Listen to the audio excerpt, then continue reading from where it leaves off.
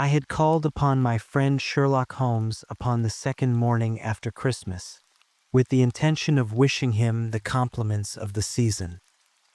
He was lounging upon the sofa in a purple dressing gown, a pipe rack within his reach upon the right, and a pile of crumpled morning papers, evidently newly studied, near at hand.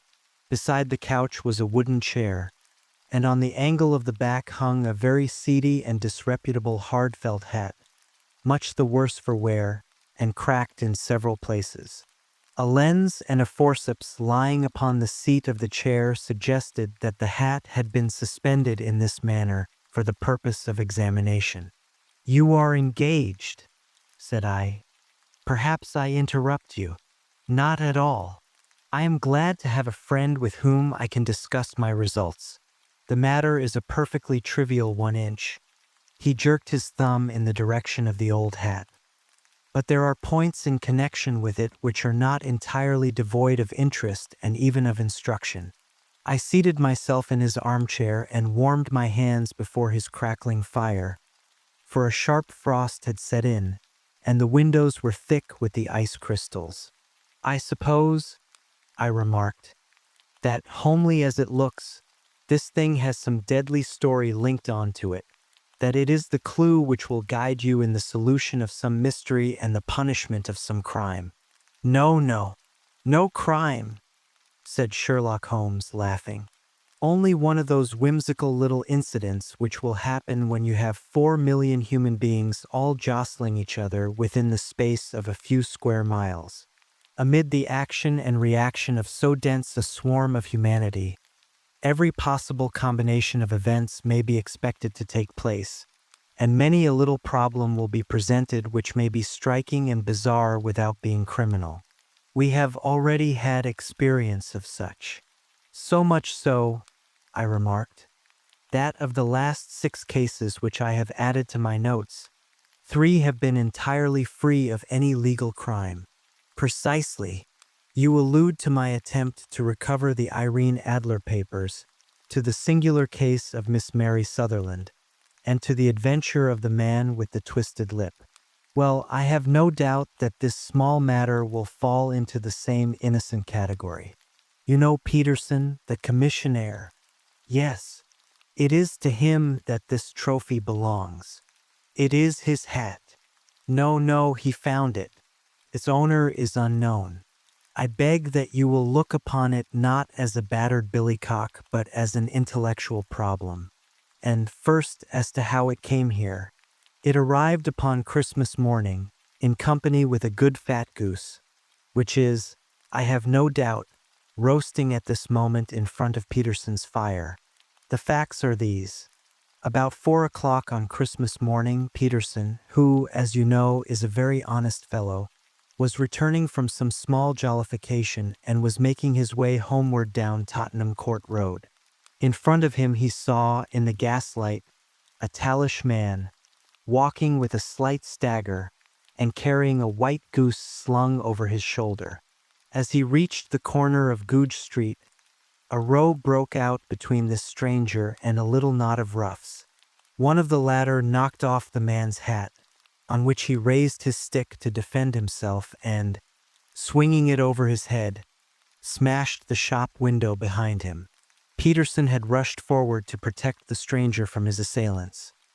But the man, shocked at having broken the window, and seeing an official-looking person in uniform rushing towards him, dropped his goose, took to his heels, and vanished amid the labyrinth of small streets which lie at the back of Tottenham Court Road. The roughs had also fled at the appearance of Peterson, so that he was left in possession of the field of battle, and also of the spoils of victory in the shape of this battered hat and a most unimpeachable Christmas goose, which surely he restored to their owner? My dear fellow, there lies the problem. It is true that for Mrs. Henry Baker was printed upon a small card which was tied to the bird's left leg, and it is also true that the initials H.B. are legible upon the lining of this hat, but as there are some thousands of Bakers and some hundreds of Henry Bakers in this city of ours, it is not easy to restore lost property to any one of them. What, then, did Peterson do? He brought round both hat and goose to me on Christmas morning, knowing that even the smallest problems are of interest to me. The goose we retained until this morning, when there were signs that, in spite of the slight frost, it would be well that it should be eaten without unnecessary delay.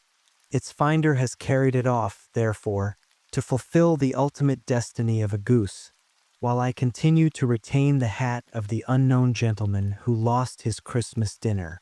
Did he not advertise? No. Then, what clue could you have as to his identity?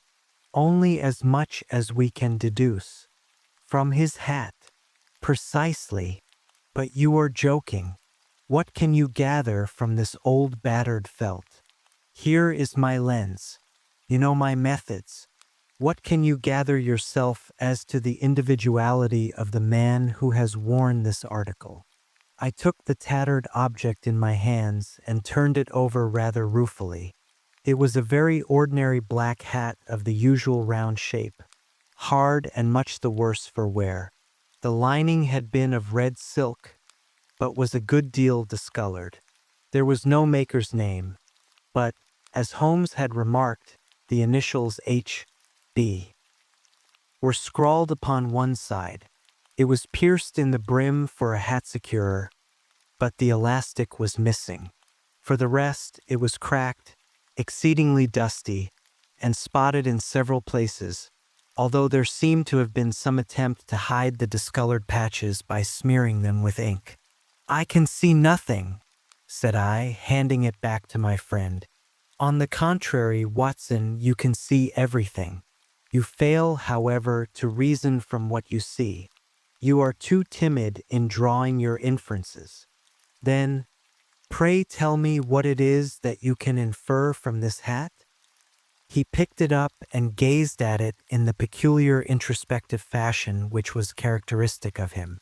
"It is perhaps less suggestive than it might have been," he remarked, "and yet there are a few inferences which are very distinct, and a few others which represent at least a strong balance of probability.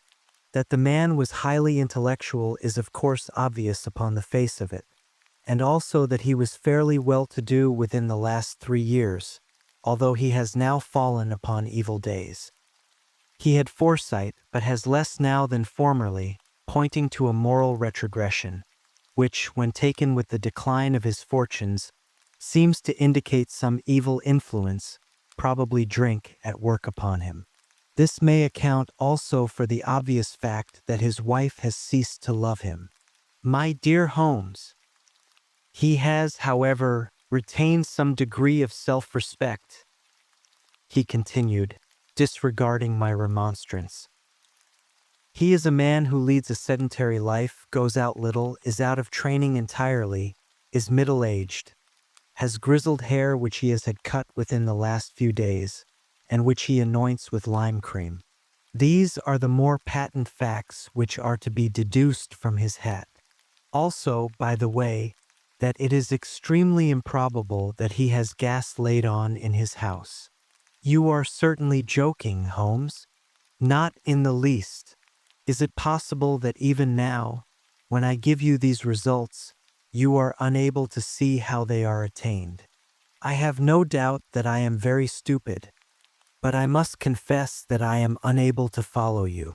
For example, how did you deduce that this man was intellectual?" For answer, Holmes clapped the hat upon his head.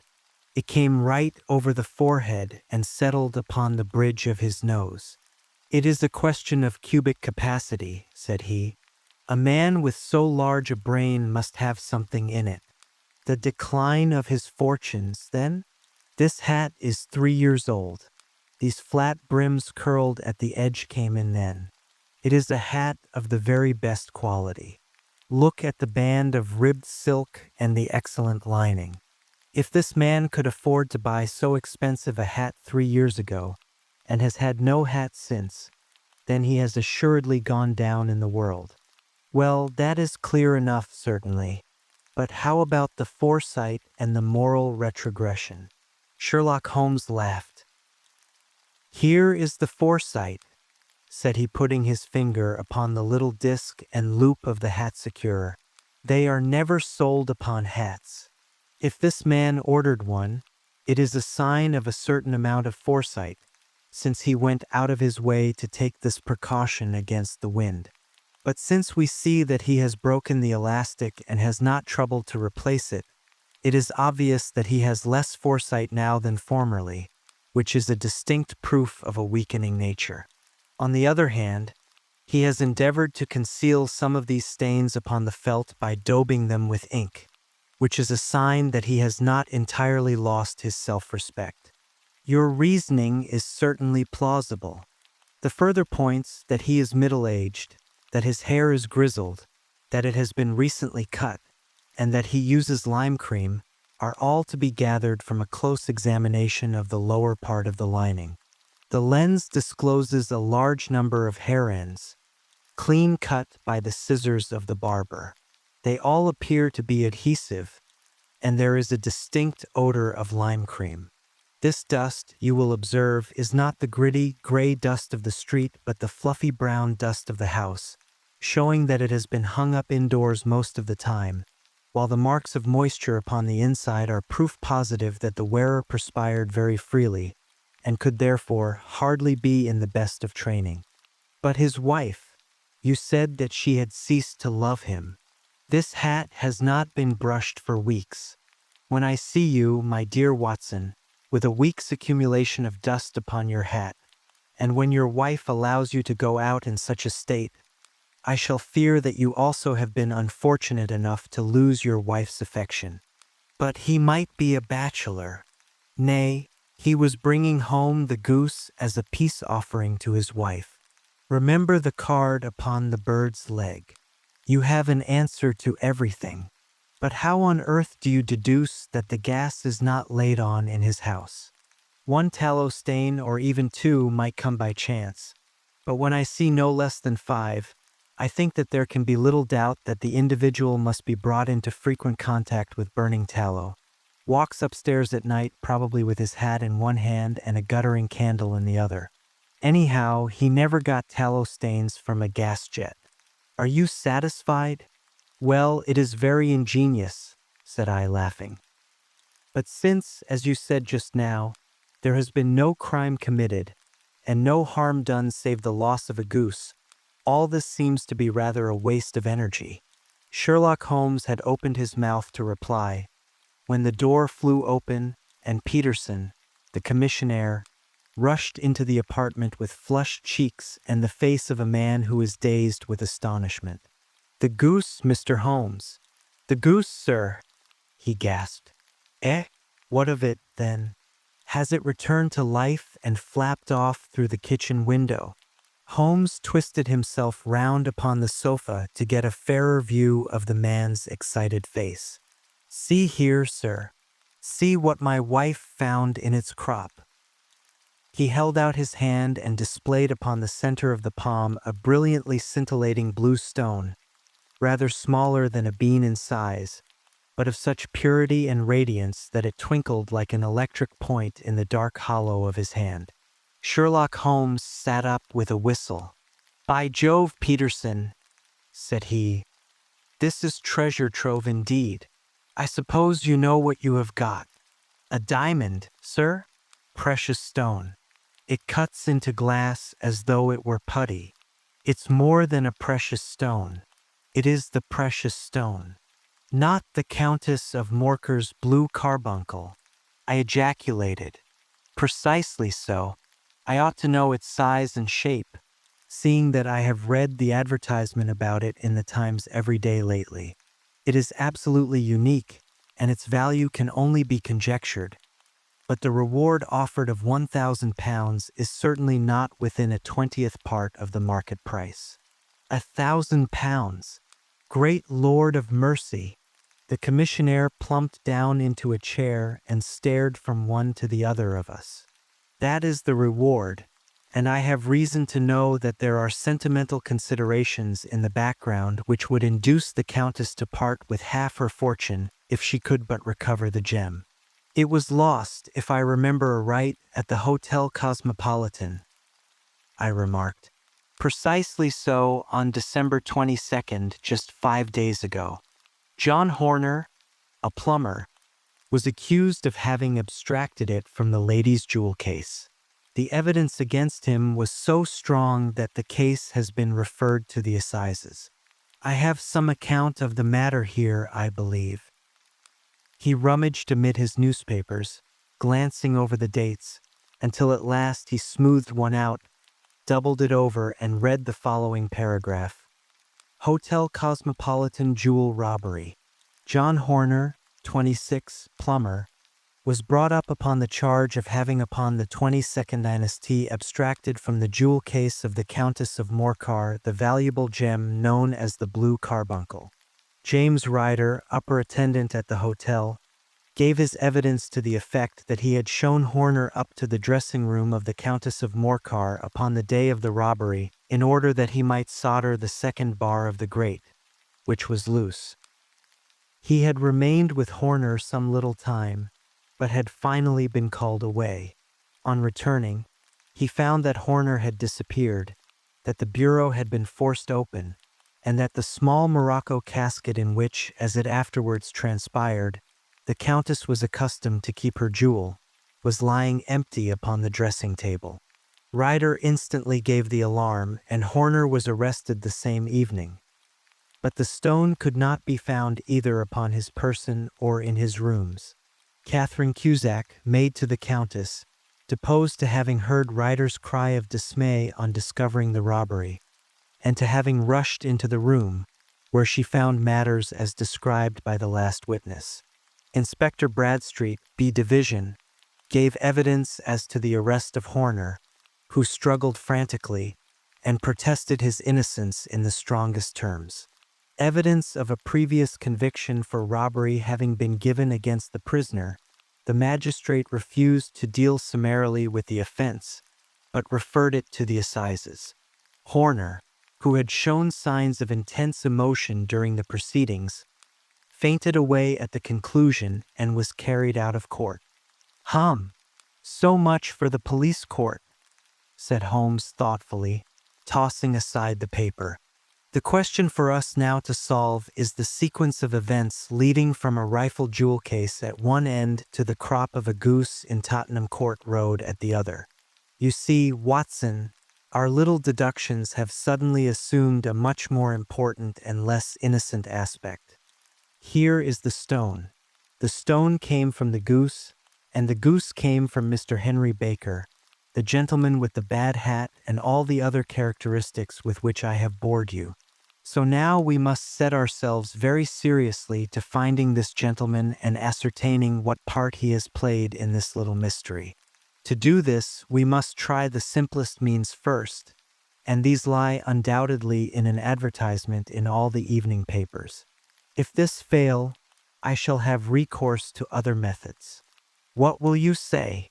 Give me a pencil and that slip of paper. Now then, found at the corner of Goodge Street, a goose and a black felt hat. Mr. Henry Baker can have the same by applying at 6.30 this evening at 221B Baker Street. That is clear and concise. Very. But will he see it? Well, he is sure to keep an eye on the papers, since, to a poor man, the loss was a heavy one.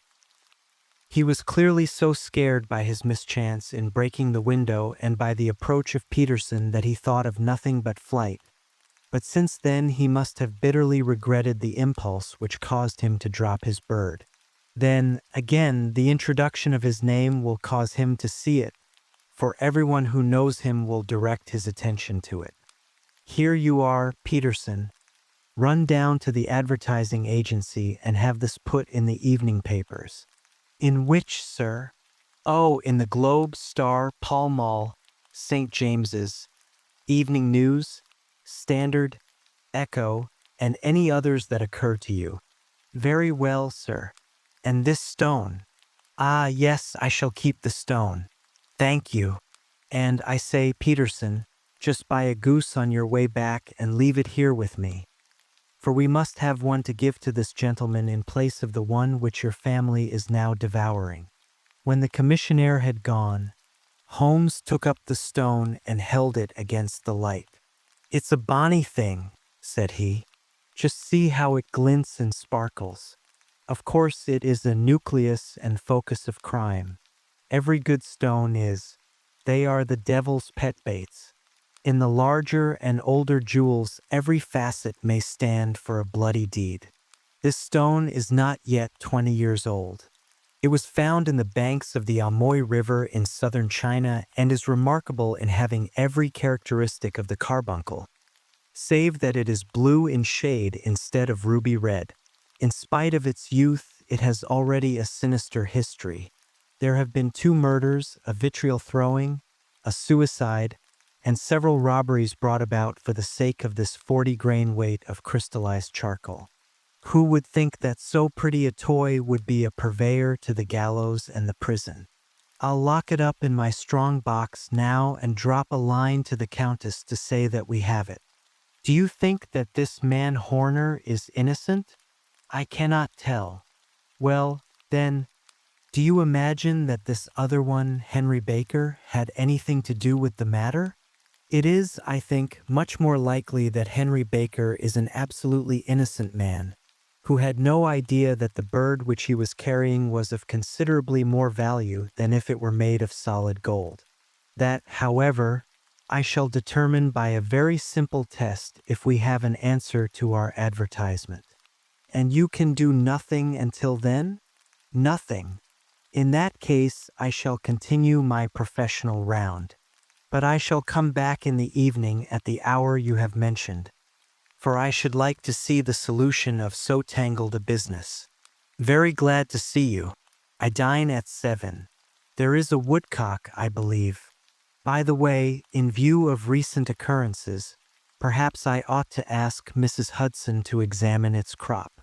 I had been delayed at a case, and it was a little after 6:30 when I found myself in Baker Street once more. As I approached the house, I saw a tall man in a Scotch bonnet with a coat which was buttoned up to his chin waiting outside in the bright semicircle which was thrown from the fanlight. Just as I arrived, the door was opened, and we were shown up together to Holmes' room. "Mr. Henry Baker, I believe," said he, rising from his armchair and greeting his visitor with the easy air of geniality which he could so readily assume. "Pray take this chair by the fire, Mr. Baker. It is a cold night, and I observe that your circulation is more adapted for summer than for winter. Ah, Watson, you have just come at the right time. Is that your hat, Mr. Baker?" "Yes, sir, that is undoubtedly my hat." He was a large man with rounded shoulders, a massive head, and a broad, intelligent face, sloping down to a pointed beard of grizzled brown. A touch of red in nose and cheeks, with a slight tremor of his extended hand, recalled Holmes' surmise as to his habits. His rusty black frock coat was buttoned right up in front, with the collar turned up, and his lank wrists protruded from his sleeves without a sign of cuff or shirt.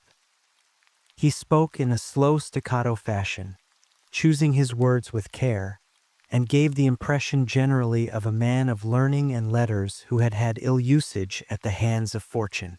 "We have retained these things for some days," said Holmes, "because we expected to see an advertisement from you giving your address. I am at a loss to know now why you did not advertise." Our visitor gave a rather shamefaced laugh. "Shillings have not been so plentiful with me as they once were," he remarked. "I had no doubt that the gang of roughs who assaulted me had carried off both my hat and the bird. I did not care to spend more money in a hopeless attempt at recovering them. Very naturally. By the way, about the bird, we were compelled to eat it." "To eat it!" Our visitor half rose from his chair in his excitement. "Yes, it would have been of no use to anyone had we not done so. But I presume that this other goose upon the sideboard, which is about the same weight and perfectly fresh, will answer your purpose equally well." "Oh, certainly, certainly," answered Mr. Baker with a sigh of relief. "Of course, we still have the feathers, legs, crop, and so on of your own bird. So if you wish, the man burst into a hearty laugh. They might be useful to me as relics of my adventure, said he. But beyond that I can hardly see what use the disjecta membra of my late acquaintance are going to be to me. No, sir, I think that, with your permission, I will confine my attentions to the excellent bird which I perceive upon the sideboard. Sherlock Holmes glanced sharply across at me with a slight shrug of his shoulders. There is your hat, then, and there your bird, said he. By the way, would it bore you to tell me where you got the other one from? I am somewhat of a fowl fancier, and I have seldom seen a better grown goose. Certainly, sir, said Baker, who had risen and tucked his newly gained property under his arm. There are a few of us who frequent the Alpha Inn near the museum. We are to be found in the museum itself during the day, you understand. This year our good host, Windigate by name, instituted a goose club, by which, on consideration of some few pence every week, we were each to receive a bird at Christmas. My pence were duly paid, and the rest is familiar to you. I am much indebted to you, sir, for a Scotch bonnet is fitted neither to my years nor my gravity. With a comical pomposity of manner, he bowed solemnly to both of us and strode off upon his way. So much for Mr. Henry Baker, said Holmes when he had closed the door behind him. It is quite certain that he knows nothing whatever about the matter. Are you hungry, Watson? Not particularly. Then I suggest that we turn our dinner into a supper and follow up this clue while it is still hot. By all means. It was a bitter night, so we drew on our ulsters and wrapped cravats about our throats. Outside, the stars were shining coldly in a cloudless sky, and the breath of the passers-by blew out into smoke like so many pistol shots.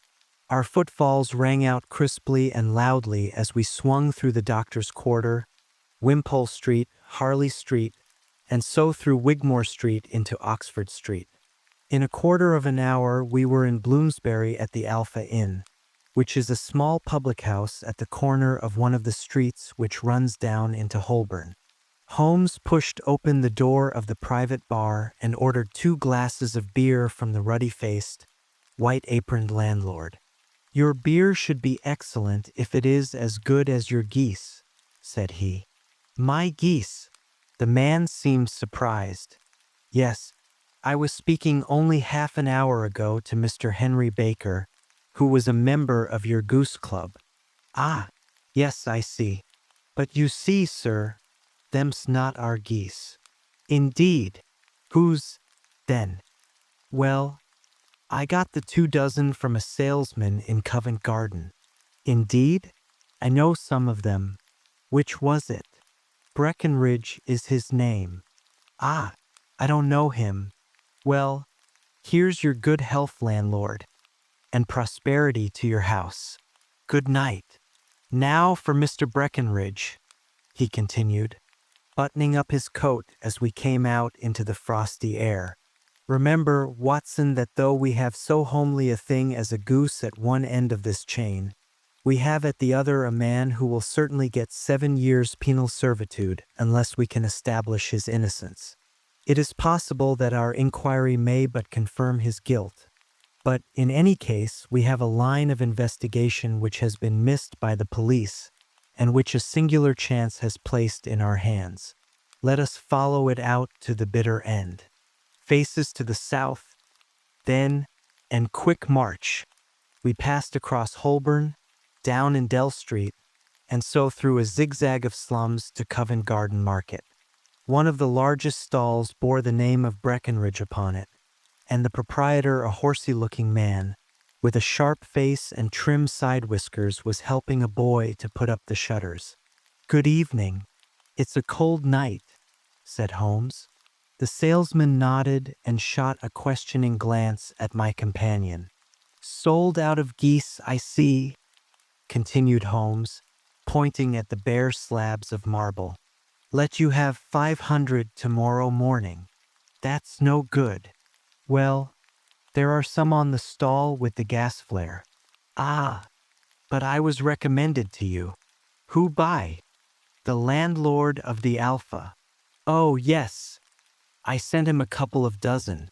Fine birds they were, too. Now, where did you get them from? To my surprise, the question provoked a burst of anger from the salesman. Now then, mister, said he, with his head cocked and his arms akimbo. What are you driving at? Let's have it straight now. It is straight enough. I should like to know who sold you the geese which you supplied to the Alpha.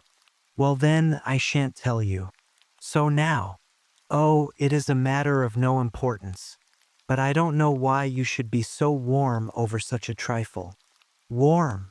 You'd be as warm, maybe, if you were as pestered as I am. When I pay good money for a good article, there should be an end of the business. But it's where are the geese? And who did you sell the geese to? And what will you take for the geese? One would think they were the only geese in the world, to hear the fuss that is made over them. Well, I have no connection with any other people who have been making inquiries, said Holmes carelessly. If you won't tell us, the bet is off, that is all. But I'm always ready to back my opinion on a matter of fowls, and I have a fiver on it that the bird I ate is country bred. Well, then, you've lost your fiver, for it's town bred, snapped the salesman. It's nothing of the kind. I say it is. I don't believe it. You think you know more about fowls than I, who have handled them ever since I was a nipper. I tell you, all those birds that went to the Alpha were town bred. You'll never persuade me to believe that. Will you bet, then? It's merely taking your money, for I know that I am right. But I'll have a sovereign on with you, just to teach you not to be obstinate. The salesman chuckled grimly. Bring me the books, Bill, said he. The small boy brought round a small thin volume and a great greasy-backed one, laying them out together beneath the hanging lamp. Now then, Mr. Cocksure, said the salesman, I thought that I was out of geese, but before I finish you'll find that there is still one left in my shop. You see this little book? Well, that's the list of the folk from whom I buy. D'you see? Well, then, here on this page are the country folk, and the numbers after their names are where their accounts are in the big ledger. Now then, you see this other page in red ink? Well, that is a list of my town suppliers. Now look at that third name. Just read it out to me. Mrs. Oakshott, 117 Brixton Road, 249. Read Holmes. Quite so. Now turn that up in the ledger. Holmes turned to the page indicated. Here you are, Mrs. Oakshott, 117 Brixton Road, egg and poultry supplier. Now then, what's the last entry? December 22nd, 24 geese at sevens. 6D. Quite so. There you are. And underneath, sold to Mr. Windigate of the Alpha at 12s. What have you to say now? Sherlock Holmes looked deeply chagrined. He drew a sovereign from his pocket and threw it down upon the slab, turning away with the air of a man whose disgust is too deep for words. A few yards off, he stopped under a lamp-post and laughed in the hearty, noiseless fashion which was peculiar to him. When you see a man with whiskers of that cut and the pink protruding out of his pocket, you can always draw him by a bet, said he. I dare say that if I had put £100 down in front of him, that man would not have given me such complete information as was drawn from him by the idea that he was doing me on a wager. Well, Watson, we are, I fancy, nearing the end of our quest, and the only point which remains to be determined is whether we should go on to this Mrs. Oakshott tonight, or whether we should reserve it for tomorrow. It is clear from what that surly fellow said that there are others besides ourselves who are anxious about the matter, and I should... His remarks were suddenly cut short by a loud hubbub which broke out from the stall which we had just left. Turning round, we saw a little rat-faced fellow standing in the center of the circle of yellow light which was thrown by the swinging lamp, while Breckenridge, the salesman, framed in the door of his stall, was shaking his fists fiercely at the cringing figure. "I've had enough of you and your geese," he shouted. "I wish you were all at the devil together. If you come pestering me any more with your silly talk, I'll set the dog at you. You bring Mrs. Oakshott here and I'll answer her. But what have you to do with it? Did I buy the geese off you? No, but one of them was mine all the same," whined the little man. "Well, then, ask Mrs. Oakshott for it. She told me to ask you. Well, you can ask the King of Prussia, for all I care. I've had enough of it. Get out of this." He rushed fiercely forward, and the inquirer flitted away into the darkness. "Ha! This may save us a visit to Brixton Road," whispered Holmes. "Come with me, and we will see what is to be made of this fellow." Striding through the scattered knots of people who lounged round the flaring stalls, my companion speedily overtook the little man and touched him upon the shoulder. He sprang round, and I could see in the gaslight that every vestige of color had been driven from his face. "Who are you, then? What do you want?" he asked in a quavering voice. "You will excuse me," said Holmes blandly, "but I could not help overhearing the questions which you put to the salesman just now. I think that I could be of assistance to you." "You? Who are you? How could you know anything of the matter?" "My name is Sherlock Holmes. It is my business to know what other people don't know." "But you can know nothing of this?" "Excuse me, I know everything of it. You are endeavoring to trace some geese which were sold by Mrs. Oakshott of Brixton Road to a salesman named Breckenridge, by him in turn to Mr. Windigate of the Alpha, and by him to his club, of which Mr. Henry Baker is a member." "Oh, sir, you are the very man whom I have longed to meet," cried the little fellow with outstretched hands and quivering fingers. "I can hardly explain to you how interested I am in this matter." Sherlock Holmes hailed a four-wheeler which was passing. "In that case we had better discuss it in a cozy room rather than in this wind-swept marketplace," said he. "But pray tell me, before we go farther, who it is that I have the pleasure of assisting." The man hesitated for an instant. "My name is John Robinson," he answered with a sidelong glance. "No, no, the real name," said Holmes sweetly. "It is always awkward doing business with an alias." A flush sprang to the white cheeks of the stranger. "Well then," said he, "my real name is James Ryder." "Precisely so, head attendant at the Hotel Cosmopolitan. Pray step into the cab, and I shall soon be able to tell you everything which you would wish to know." The little man stood glancing from one to the other of us with half-frightened, half-hopeful eyes, as one who is not sure whether he is on the verge of a windfall or of a catastrophe. Then he stepped into the cab, and in half an hour we were back in the sitting room at Baker Street. Nothing had been said during our drive, but the high, thin breathing of our new companion, and the claspings and unclaspings of his hands, spoke of the nervous tension within him. "Here we are," said Holmes cheerily as we filed into the room. "The fire looks very seasonable in this weather. You look cold, Mr. Ryder. Pray take the basket chair. I will just put on my slippers before we settle this little matter of yours. Now then, you want to know what became of those geese?" "Yes, sir. Or rather, I fancy, of that goose. It was one bird, I imagine, in which you were interested, white with a black bar across the tail." Ryder quivered with emotion. "Oh, sir," he cried, "can you tell me where it went to? It came here. Here." Yes, and a most remarkable bird it proved. I don't wonder that you should take an interest in it. It laid an egg after it was dead.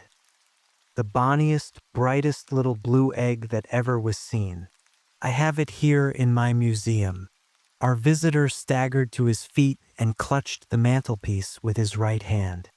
Holmes unlocked his strongbox and held up the blue carbuncle, which shone out like a star, with a cold, brilliant, many-pointed radiance. Ryder stood glaring with a drawn face, uncertain whether to claim or to disown it. "The game's up, Ryder," said Holmes quietly. "Hold up, man, or you'll be into the fire. Give him an arm back into his chair, Watson. He's not got blood enough to go in for felony with impunity. Give him a dash of brandy. So, now he looks a little more human. What a shrimp it is, to be sure." For a moment he had staggered and nearly fallen, but the brandy brought a tinge of color into his cheeks, and he sat staring with frightened eyes at his accuser. "I have almost every link in my hands, and all the proofs which I could possibly need, so there is little which you need tell me. Still, that little may as well be cleared up to make the case complete. You had heard, Ryder, of this blue stone of the Countess of Morker's. It was Catherine Cusack who told me of it," said he in a crackling voice. "I see, her ladyship's waiting maid. Well, the temptation of sudden wealth so easily acquired was too much for you, as it has been for better men before you. But you were not very scrupulous in the means you used. It seems to me, Ryder, that there is the making of a very pretty villain in you. You knew that this man Horner, the plumber, had been concerned in some such matter before, and that suspicion would rest the more readily upon him. What did you do, then? You made some small job in my lady's room, you and your confederate Cusack, and you managed that he should be the man sent for. Then, when he had left, you rifled the jewel case, raised the alarm, and had this unfortunate man arrested. You then—" Ryder threw himself down suddenly upon the rug and clutched at my companion's knees. "For God's sake, have mercy!" he shrieked. "Think of my father, of my mother. It would break their hearts. I never went wrong before. I never will again. I swear it. I'll swear it on a Bible. Oh, don't bring it into court. For Christ's sake, don't. Get back into your chair," said Holmes sternly. "It is very well to cringe and crawl now, but you thought little enough of this poor Horner in the dock for a crime of which he knew nothing. I will fly, Mr. Holmes. I will leave the country, sir. Then the charge against him will break down. Hum! We will talk about that. And now let us hear a true account of the next act. How came the stone into the goose, and how came the goose into the open market? Tell us the truth, for there lies your only hope of safety." Ryder passed his tongue over his parched lips. "I will tell you it just as it happened, sir," said he. "When Horner had been arrested, it seemed to me that it would be best for me to get away with the stone at once, for I did not know at what moment the police might not take it into their heads to search me and my room. There was no place about the hotel where it would be safe. I went out as if on some commission, and I made for my sister's house. She had married a man named Oakshott and lived in Brixton Road, where she fattened fowls for the market. All the way there every man I met seemed to me to be a policeman or a detective. And, for all that it was a cold night, the sweat was pouring down my face before I came to the Brixton Road. My sister asked me what was the matter and why I was so pale, but I told her that I had been upset by the jewel robbery at the hotel. Then I went into the backyard and smoked a pipe and wondered what it would be best to do. I had a friend once called Maudsley who went to the bad and has just been serving his time in Pentonville. One day he had met me and fell into talk about the ways of thieves and how they could get rid of what they stole. I knew that he would be true to me, for I knew one or two things about him.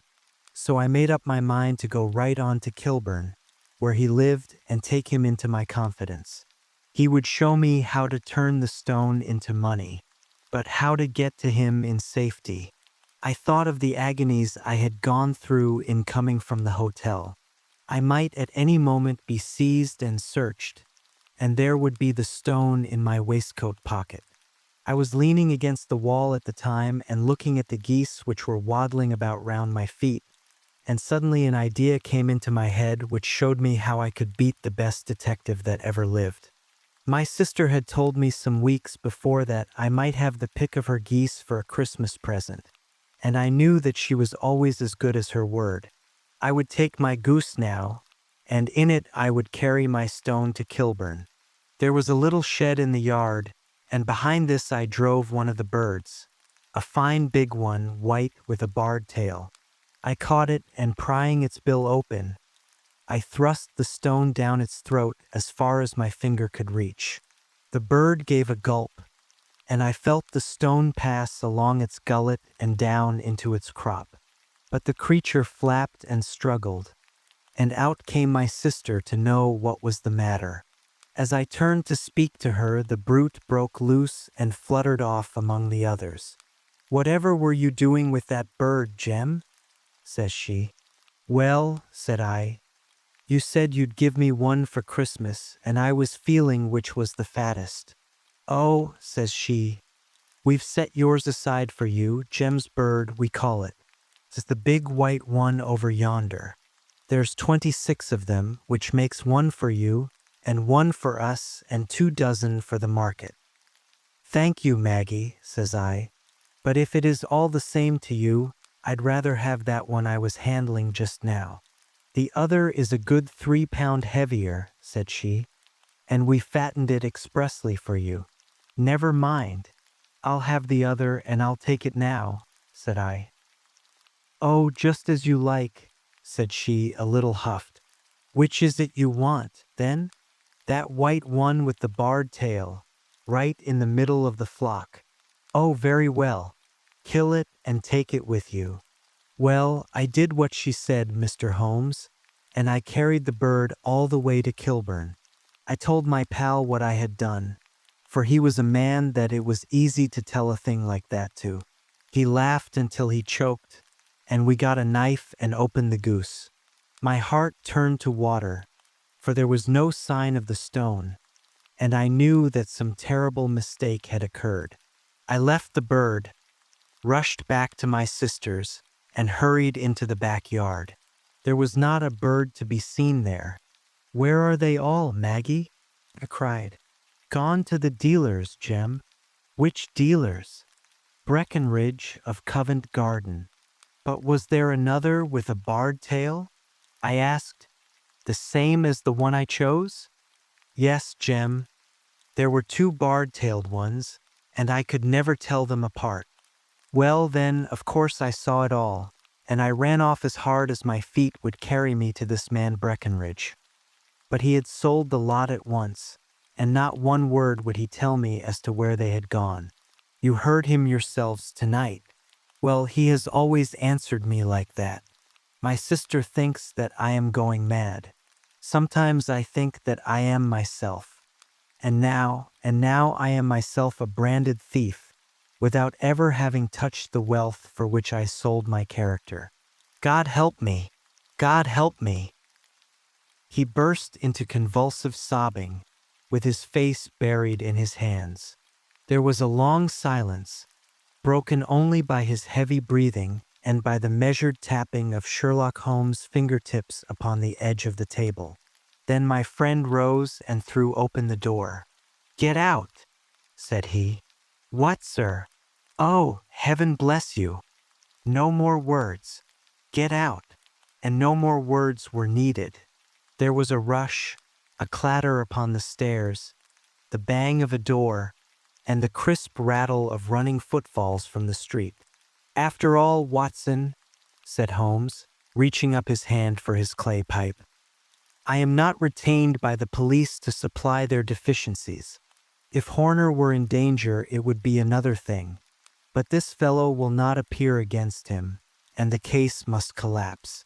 I suppose that I am commuting a felony, but it is just possible that I am saving a soul. This fellow will not go wrong again. He is too terribly frightened. Send him to jail now, and you make him a jailbird for life. Besides, it is the season of forgiveness. Chance has put in our way a most singular and whimsical problem, and its solution is its own reward. If you will have the goodness to touch the bell, Doctor, we will begin another investigation, in which also a bird will be the chief feature.